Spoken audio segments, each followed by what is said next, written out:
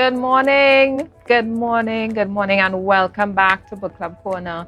I want to thank you for tuning in with us today.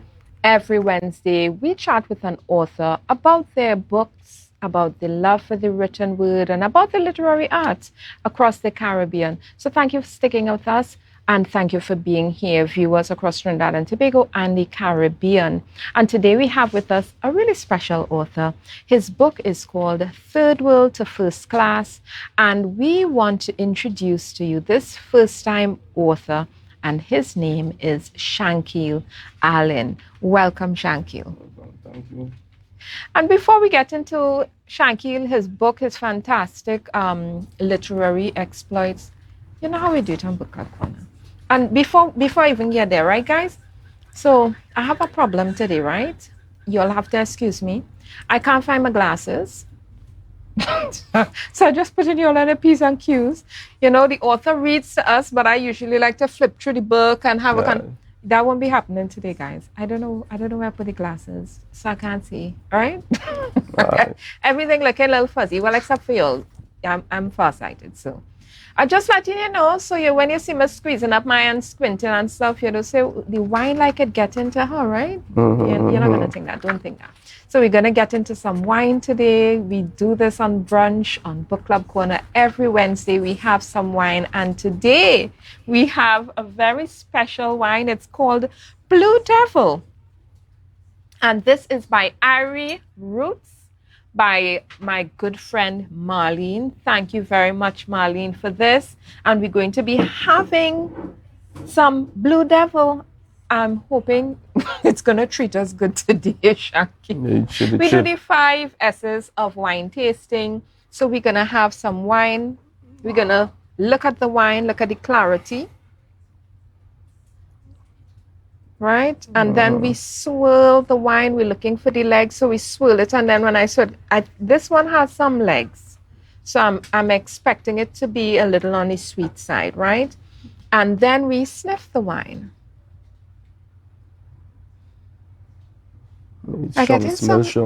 Yes, and I'm getting some scents, some flavors. You know, when sometimes you smell, you taste. I'm getting that. Yeah. And then we sip and we savor.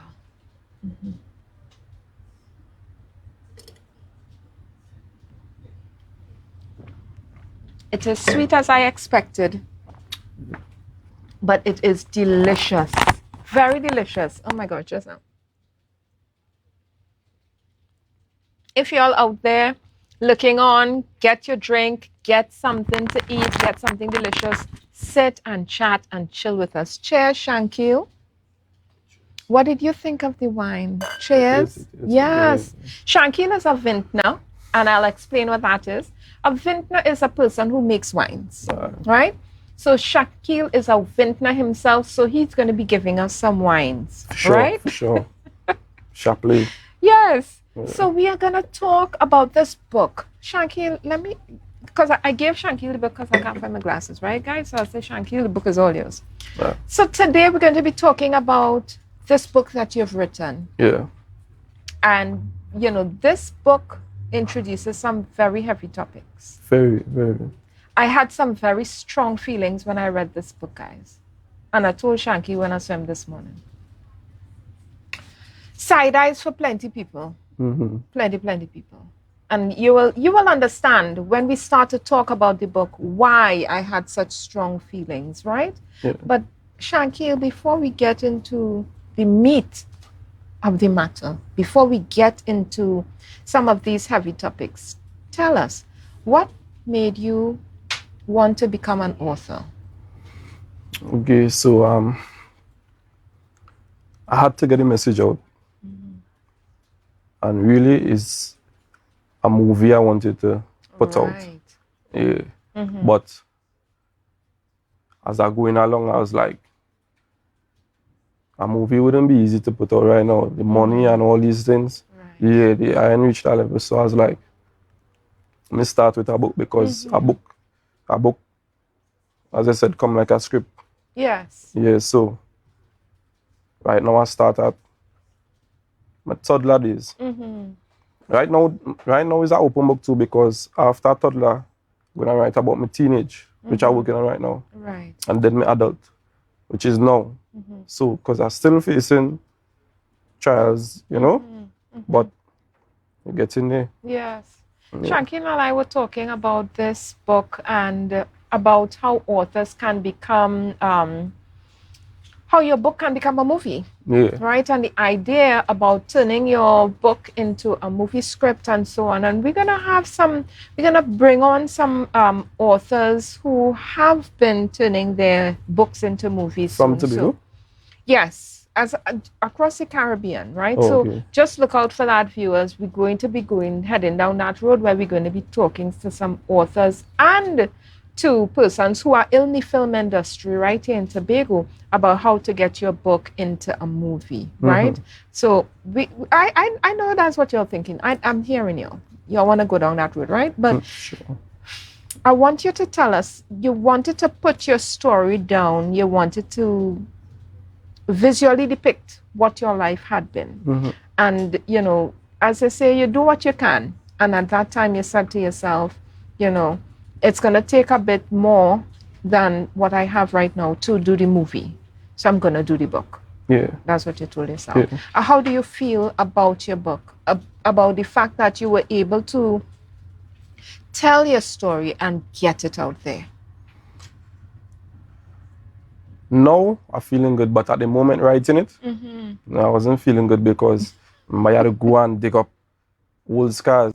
So sometimes I write in and I so deep into it, it's like I flinching, you know? And then realizing I had to get that book a rest. Since I write it, I ain't even go back in it too. Yes. I was back and then even tell her where certain topics at, you know? This is an autobiography. Guys, it's an autobiography. That's why he's talking about, you know, digging up in certain things. And a lot of persons are using autobiographies as a cathartic process, meaning they're using it to get certain things off the chest, right? And to get over some things because you feel as if, you know, some things may have happened to you, and all of us have our own stories. That's not it. But you may feel as if, you know, you have some things in your life that you feel you can't. You know, when you eat something and it, as the Bajans say, keep repeating, it ain't digesting properly. Yeah. Some experiences in your life feel like that. Like it is just this movie looping, coming back to you all the time, and you want to get away from it. You know, and writing really helps that process, being able to, okay, I'm done with that, right? True. I release it, I'm done with it. I think I'm able to face it and say, you know, you didn't do me right, but I forgive you so that I could move on. True. You know what I mean? Yeah. I'll forget you though. No, I can't forget. What to forget? I'll forget you. Shankkeel, tell us about, you know, not just about your book as an autobiography. What was the response from your friends and your family? Because you write about some sensitive things. And I know we're not giving away anything. We're just kind of teasing the public, right? We're going to get into some of these things that you've written in the book. But how did your friends and family feel about the book? Perhaps hearing about some of your experiences for the first time. To be honest, I ain't get no feedback from people who read the book, you know. Yeah, I ain't get no feedback from no one. But what I gotta say, like, what I heard from people is more like, congratulations, thing. Yes. Some friends who, when I was telling them I'm gonna write a book, they didn't believe. Well, it was shocking because where we is, you know, in the street. Yes. So, them hearing that from a street brethren is like, all right, you know that, you know, yeah, it's unbelievable. We'll like, believe it when we see it. So when I finished it, it was like, make them realize that, you ain't just a talker, you really for where, you know, where you see now. Shankkeel, as they say, what's the mark for them? Tell them what this book has in it. Tell the viewers what this book is about. The book is about pain, really, you know. Yeah, pain, abuse, struggles, some dark moments where that created me, you know, to become, according to a chapter in the book, becoming militant. Yes. You have. I'm going to read these chapters out so people know what this book, what to expect. Because you should get this book. Go on Amazon, get the book, call Shankkeel, get a copy of this book. So, again, I said I don't have my glasses, so don't laugh at me, people. Table of contents, right? So, chapter 1, first flight. 2, guard me from my guardian. Side eye for the guardian. 3, 10,000 feet. Next one, mental shackles. 5, no escape. On the hunt. 6, 7, becoming militant. 8, worst summer. 9, get the bag. 10, losing a friend, gaining another. 11, who I looked up to. This is a quick read. It's a good read. This is a book you could put in your bag, put in your suitcase as you're traveling, read it anywhere, right? There's no excuse. Oh gosh, it's too long, it's too big. It's lightweight. You see how thin it is?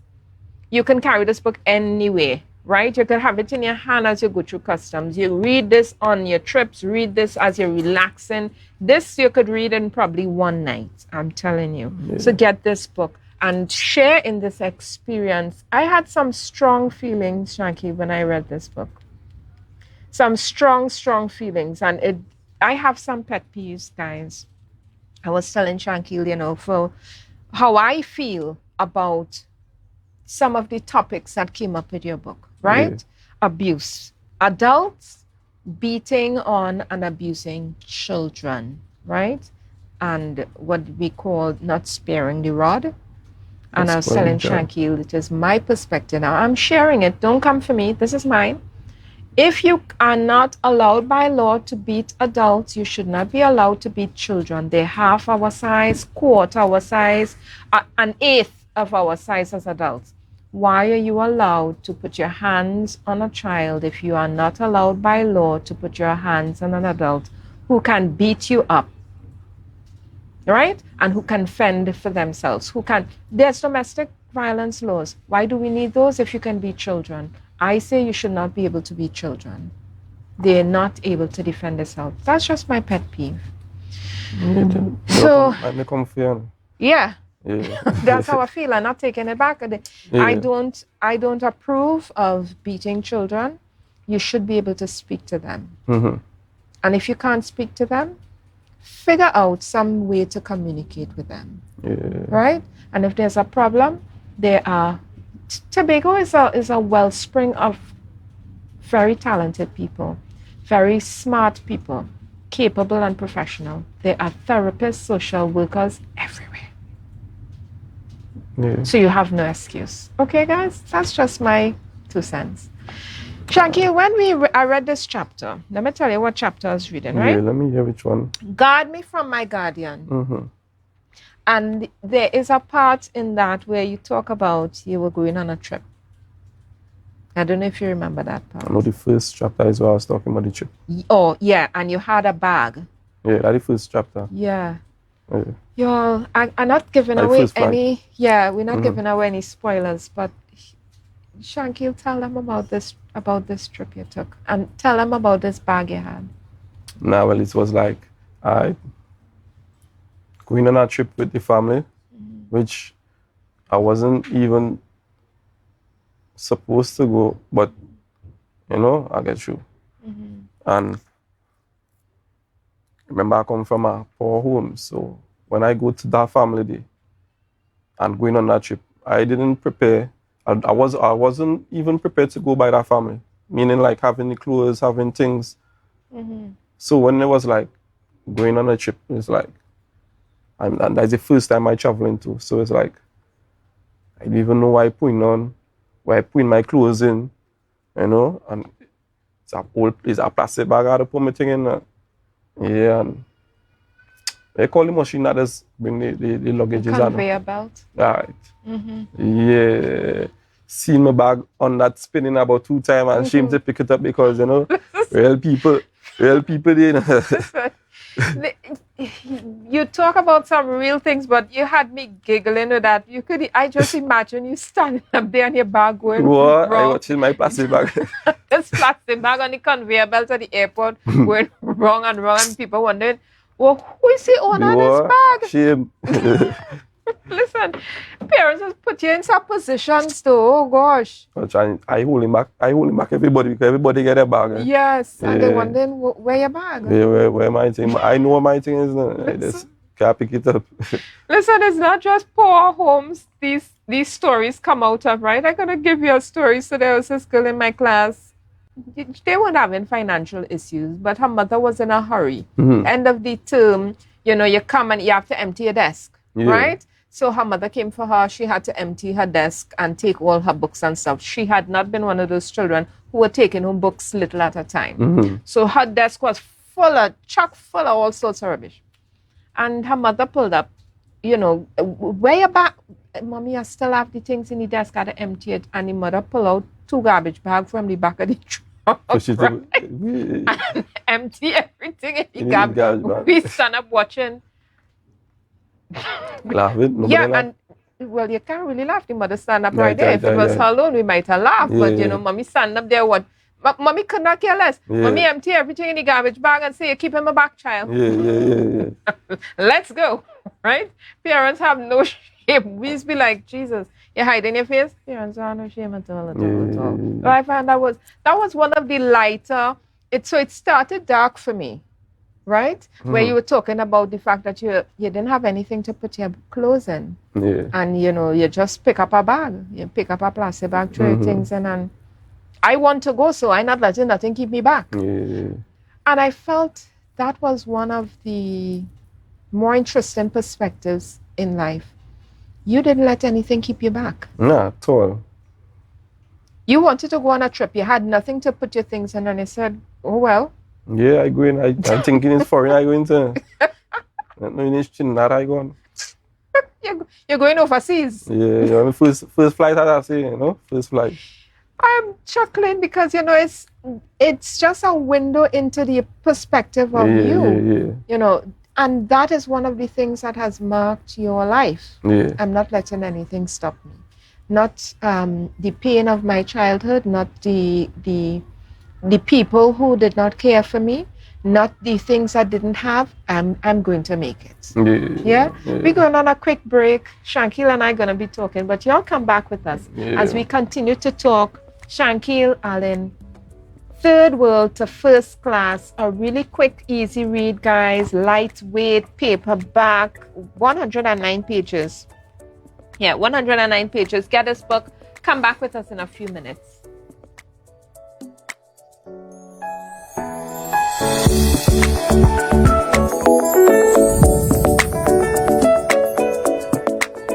Hi, we're back. We're back with Shankkeel Alleyne, the first-time author, Third Class to First World. Get this book. It's an amazing Third World book. to First Class. Quick read. What did I say? Third class? That might be the wine. It might be the Blue Devil. Take a shot for that. Right? Like that. We taking a sip for that one. So Third World to First Class. And I was talking to Shankkeel about book marketing and getting his books in the bookstores because he's out of stock right now, he says, and he has to get some reprints. But what I want to highlight is this beautiful award you have here. Yeah. Right? I'm just going to pick this up for a bit. So he is a first-time author, and we want to make sure. Shankkeel, you hold it. Yeah. This is his award, first-time author. So Nalis has this program, right? The First-Time Authors Appreciation Program. And they do this to celebrate our first-time authors. It's a very great achievement getting your first book. Yeah, for real. That is a great achievement. The experience for the mainline. I respect them for that. And they celebrate the authors. They have this whole ceremony. It's beautiful. And this year, this was the first time we had the award ceremony. Well, actually, the exhibition happening in Tobago. Yes, this year. Yeah, so they had a first-time authors exhibition of the books in Tobago. This was the first time in 14 years. Wow, never heard what I want there. Yeah. So I ended up going. It was beautiful. I really appreciated it. And this was? This was probably about a month ago. I miss out of it. Yeah, so it is something that, I want to commend Nalis for doing this program. Yeah. Every year for 14 years, and COVID didn't stop them. They had to kind of shelve it for a little bit, but then they got all the authors they had missed and make sure everybody was celebrated. So congratulations to Nalis for this beautiful program, this first time Authors Appreciation Program. It is a worthwhile program. I hope it never stops. Yeah? Some people, this is the only award they're going to get. And this is not to say anything negative. I'm simply saying, no shade or not nurturing. Some people, they're not going to get any other award. And it is nice to be celebrated as an author. So congratulations to you on your first book. Thank you. Yes. Authors out there, if you're looking to get your book written, get your book published, get it edited, sorted out, be encouraged. Don't feel like it will never happen for you. Take your time, right? And get all the information, do your research.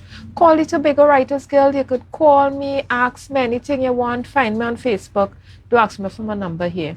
Go on Facebook and look for me, Jewel Green, and you could contact me and ask me anything. I help authors all the time. We want to get into some deeper parts of this book. My question to you, Shankkeel, did you ever get an apology from that guardian? An acknowledgement? Apology, but I just got like a kind of backstory on what they went through. Right. Oh, yeah, so it's like, that is them way of telling me that them went through an explanation. The same, so that is why them, but it wasn't really an apology, but I do real tough, so it's like, I doesn't feel like I need an apology, that way? That is me. Yes. But there are other people who will need it. Yes. Yeah. Definitely. I just one of the lucky ones who stronger than you need some mental strength, to get through this life. Yeah. Life is already hard, even when it's good. It's tough already, even when it's good. So, people, please be good to each other. Please be good and kind to each other. Don't mess up your children or the children in your life around you. Please, stop it. I'm just putting it out there. Stop what you're doing. Make a change. Think about what you're doing. Even if you had it growing up in the worst way possible, it's no excuse for you to continue being unkind, wicked, abusive, because that's what you learned, right? You can make a change. So I'm just putting it out there. Shankkeel, we want to get into some reading. We love to be read to on Book Club Corner, right? Reading aloud is one of my guilty pleasures. I don't know where you wanted to read from, Chapter 7, I believe it is. I become a militant. Here, Shankkeel, I can't see. Let me see. You pick this spot. Yeah. Let me get comfy. So, not all heroes wear capes, and not all soldiers wear camouflage. Yeah, that's the headline, Read on. That's the headline. All right, so this is how we go. In my mind, I felt like I can't say that word, bar soldier. Okay. In the most intelligent army. And finding hideout spots, staying safe, and away from villagers' eyes was my mission. One thing for certain was that I was going to find a spot for Wendy and I to sleep even if it was too risky. Here's how it went down. First, we had to make it out of the street that Michael and Marlon lived in, without them seeing us, because if those boys saw us, they definitely were going to call us. Then that will alert the father, Trini, and we didn't want that. Even though Trini was not one of the fathers that will make a big deal out of stuff, I definitely wasn't about to blow my cover. I stuck to the code. The less people see us, is the less they speak. Wendy was not used to sleeping outside like I did. Whenever it felt like our backs were against the wall, the next move was to go back home. I would rather go days and nights without food or sleep than to go into that house called home. After convincing her that home was not safe and reminding her about the pain she endured from being in there, plus the pain that will come with going back tonight, she eventually toughened up and was ready to go for the run. As we were approaching the incline, we saw the lights on the inside of Chini's house. We knew Michael and Marlon were still up. To avoid getting seen, we tried walking past as silent as a mouse, but on the other side of the house, the front door was wide open. It would be impossible to pass without being seen. We waited in the bushes for the lights to come off, and for a moment it felt like they knew we were hiding and waiting to catch us. That wasn't the case. We were so accustomed to going into our beds early that it felt like they were up late, and we had no phone or any device at the time to alert us of the time. As time passed, we got frustrated when they decided that we should take the chance and walk past, but being as militant as I was, I couldn't agree. Then the sleep reminded me of its existence, and I wasn't about to be the dead weight. I fought it off and agreed on walking past. Casually, we started walking, keeping our heads straight as if we were strangers to the area. After a quick debate between Michael and Marlon, we heard, "Shankkeel." Yeah, we got busted. But this was just level 1 of the mission. With a smile, we both turned around and walked back to their house. Marlon was taking credit for telling Michael that it was us. As we get closer to the house, Michael, being the oldest, was concerned and started asking a lot of questions like, where had we been and how come we were outside? We remained quiet with no response. With quick thinking, they noticed something was wrong. Then Marlon blurted out, "All ran away?" Wendy and I both said yes.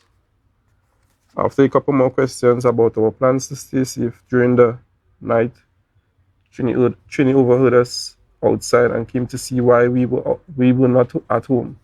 At this time of the night, it was then that we had get into full detail about what transpired. The big incident that led us into running away. After telling him the reasons, he got angry and wanted to go and confront our guardian because he had observed us being abused but could not get involved due to reasons everyone else didn't. Michael had just prepared dinner and offered to share with us. That was something to remember because Wendy and I hardly knew anything about having supper. We took that coconut baked with eggs and milk with no hesitation. We actually ate it all before everyone could acknowledge their plate. The way Trini, Michael, and Marlon stared at us when they saw how quickly we emptied the plate was an awkward moment. We could tell that they cared about us because now I was feeling sorry for them for witnessing something so cruel and heartbreaking. Seeing that I was smart enough to know right from wrong and joy and sadness, they couldn't even finish eating from their own plate. They had offered what was left from them. Being offered more of that delicious dinner was something I am grateful for till this day. It reminded me that despite all the bad things I had faced during my lifetime, that there were good times in the bad. Keep going? Okay. No, let's stop there. Yeah. Thank you so much. Yeah. Thank you so much for that. I loved where you talk about, it reminded you that there are good times, even any bad times. Yeah. Not everybody has gone through, that's okay, not everybody has gone through, abuse. But I think everybody understands from life experience. We always have good days. It's not always sunny, right? Yeah. It's not always one of those beautiful days. But even in those hard times, we take courage. True. And I want to commend you for being able to put your pain onto the paper in such an eloquent way, right? That, we understood what was going on, but we could still feel the resilience in you as a person. I have to make it. I have to make it. Yeah. Who is Wendy? That's my sister. Your younger sister, older sister? That's my older sister. Yeah. How did she feel about you writing about her in your book? As I told you, I'm not sure if everyone kind of confused right now, but I don't think I ever heard she say anything about it. But I know she proud of she brother. She always proud of she brother, you know? Yeah. I have two sisters. I'm very proud of them. Gold and Crystal, I love you all. Yeah. Yeah. I love your story, Shankkeel. It's such an amazing story. You know, that family sticking together, you and your sister, siblings, you know, fighting it out, duking it out together, and making it in life. And I want to congratulate you for the things that you have accomplished. You have businesses, right? Multiple guys, multiple businesses. He's a vintner. He makes wines. We're going to get some wine from Shankkeel. For sure. Tell us some of the other businesses that you do. Do wings, which is Venam wings. Yeah. Where can we get some of these delicious wings? And I hope you're dropping off a batch of these wings when you bring the wine, eh? For sure. Wings and wine, yeah. And a book. Yeah, that is a very good combination. Yeah. I have the clothing brand. Yes, very nice. Right now I'm working on a food trailer that is for the wings. Yeah, so when that finished build, I'll be able to see which location, you know. Find a spot. Yeah. Okay. Yeah. Well, you know, Canby is a nice area. Canby? where I could come out and get some wings. You safe. Canby is a really good area, and Penny Savers right there, everything right there. You know, we have plenty of food places. I just putting out a little, you know, a little plug for the area. Right. I'll keep it into consideration. Yes, definitely put it on the list. So, Shankkeel, we're wrapping up, but I want to get from you some final closing words. A child who is in your position that you were in, you're no longer there. A child who is in the position you were in. A person going through it. A person dealing with their tough life and now being the abuser. I want you to speak to two persons for me in that camera. Speak to the child going through it and speak to the person who is doing it.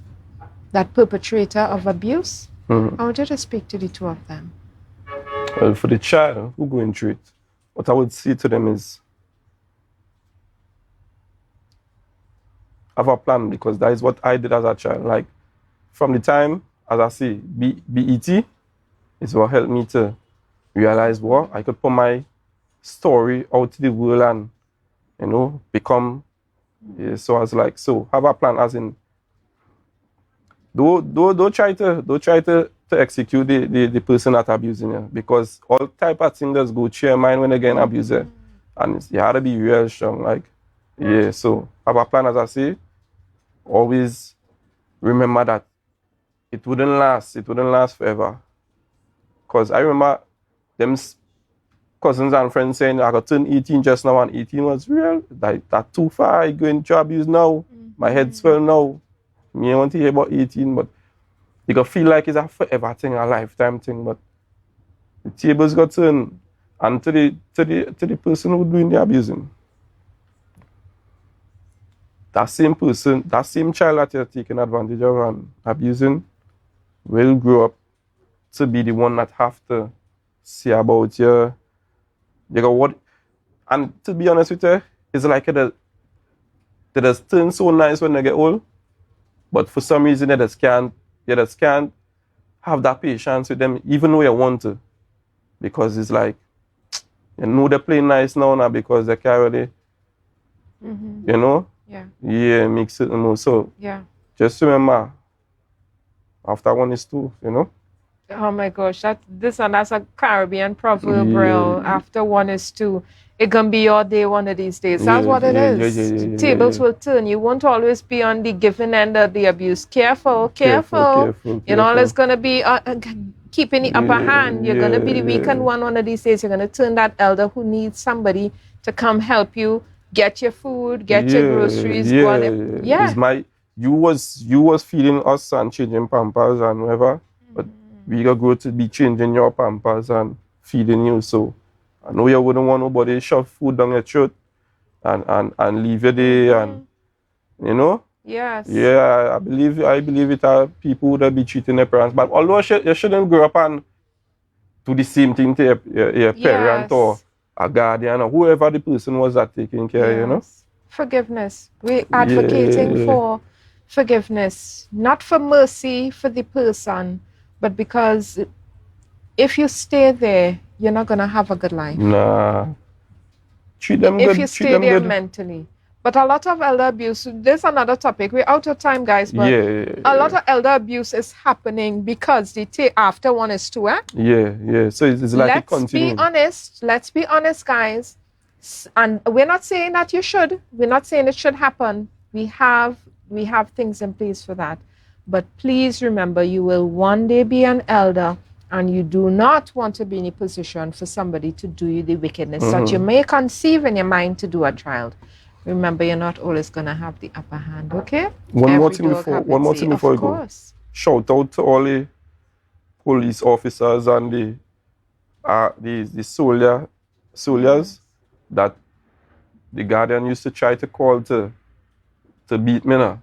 But they was smart enough to realize that me ain't giving no trouble. If I do get trouble, this boy days, not like go outside and play football if I'm not supposed to go. But it's nothing to. So they were smart enough to observe that this young man in no trouble, and you know they used to put up a front like they if they come back they're going to beat me, but they used to actually tell me we know you're no trouble, man. You know. So I gotta say hats off to the. If I could remember them, I could you know what I mean? Yeah, that's give them so some important. ratings. It's beautiful. We want to thank all our protective services, our defense force, for standing in the gap in times like these where we have abuse happening in the home, and they come and step in and help. And, you know, it's not all bad, guys. We know that, you know, the police officers are not, you know, that's one narrative. We know that there are other narratives. They do some very good work. We want to thank the defense force, teachers out there who are protecting the children, standing in the gap in some very bad situations.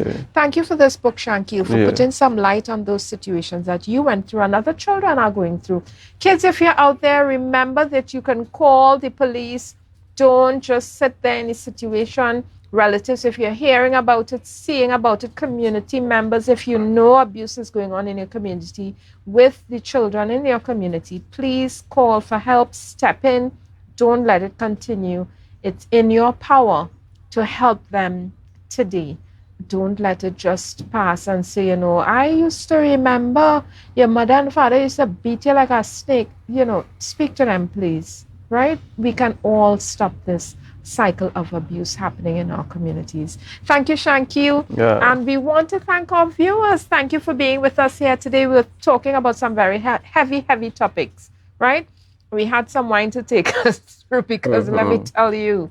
Yeah. What's the name of the wine again? This is Blue Devil wine, Irie Roots, Marlene Sharp. Thank you, Marlene, for this Blue Devil. It really helped to grease the wheels of this conversation because this was a heavy topic. Cheers to you guys. Enjoy the rest of your day and stay tuned. J Soul is coming back for you. And as we cheers and chill with some wine in the after session, you enjoy yourself, guys.